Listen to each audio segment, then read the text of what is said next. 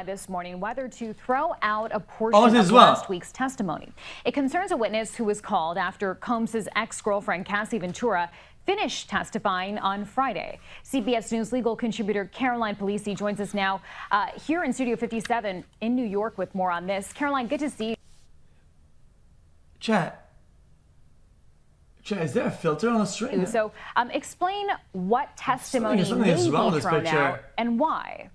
Yeah, Chanel, it's looking more and more like that testimony will not be thrown out, obviously. Chat, she looks like a Minecraft villager. Yeah, I agree with that. Guys.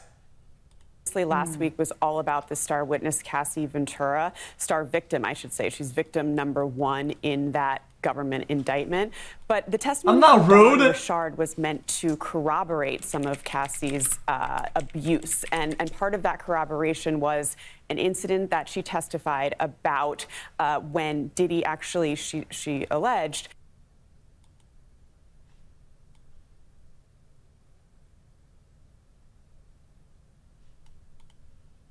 Chat, no? Corroboration was an incident that she testified about when Diddy actually I'm alleged, hit Cassie with a skillet. She was making. Okay, that's it. She looks like you, lil bro. Same hair, nose, face, everything. Guys, why is it things bad?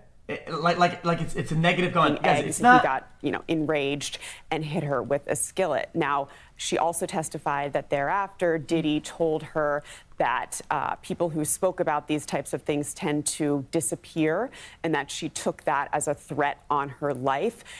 The defense attorneys, rightfully so, objected to a lot of this testimony, saying much of it was hearsay. In trials, there are very strict rules of evidence. The judge is concerned that a lot of these now corroborating witnesses may be veering into hearsay, gossip. You only want witnesses to testify, and they're only allowed to testify to things that they directly saw or heard. So that's part of this objection, as well as this statement that Diddy apparently. Yeah, classic. You said something, objection, strike from the record, whatever, but the jury heard it, and the jury is kind of tainted a little bit. I mean, shit is classic. We're already seeing the defense today really try to get into those inconsistencies in Richard's testimony about whether. What's up? I need your help. You help with what? Can you mute or not? No, I mean, it doesn't matter. Yeah. Do you think that you can get me like Windows from Best Buy?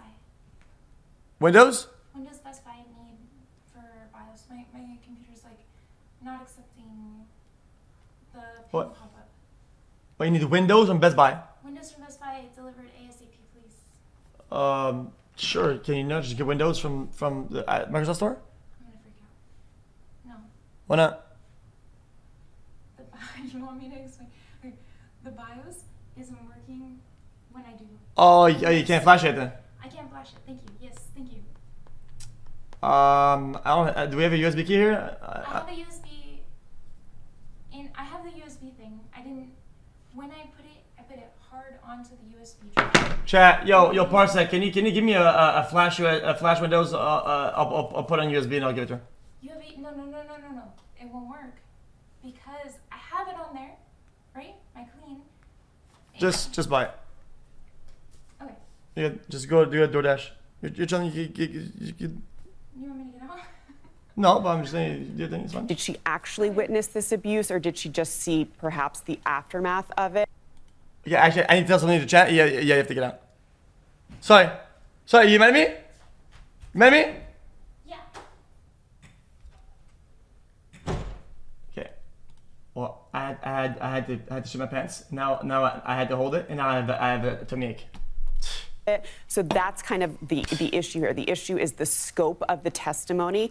It does seem that the judge is going to allow that testimony to stand on Friday, but going into more of this testimony today, there may be a sort of a tighter scope around what they can testify to. Yeah, and I wonder, because you mentioned this, Cassie finishing her days-long stretch of emotional testimony last week, and how will her testimony then impact how the case moves forward? Yeah, she was a very credible witness, I do have to say. Obviously testified to years of abuse. The defense is already acknowledging that this was a domestic violence relationship. The question is, can the prosecution prove that this was sex trafficking, that this was a RICO conspiracy? So you'll see witnesses this week, like Cassie's mother, her best. Chat, I gotta keep it a buck. That's kind of crazy. Chat, but this is only one part of the RICO. Chat, it's a RICO shit, so it'd be massive, right? It'd be a lot of people. So this is just a part of that RICO construction thing, right? Like Friend of over 17 years, corroborating this information about the. Use your laptop, okay? Thank you. Yeah, I'll DM you. Yo, can you come back?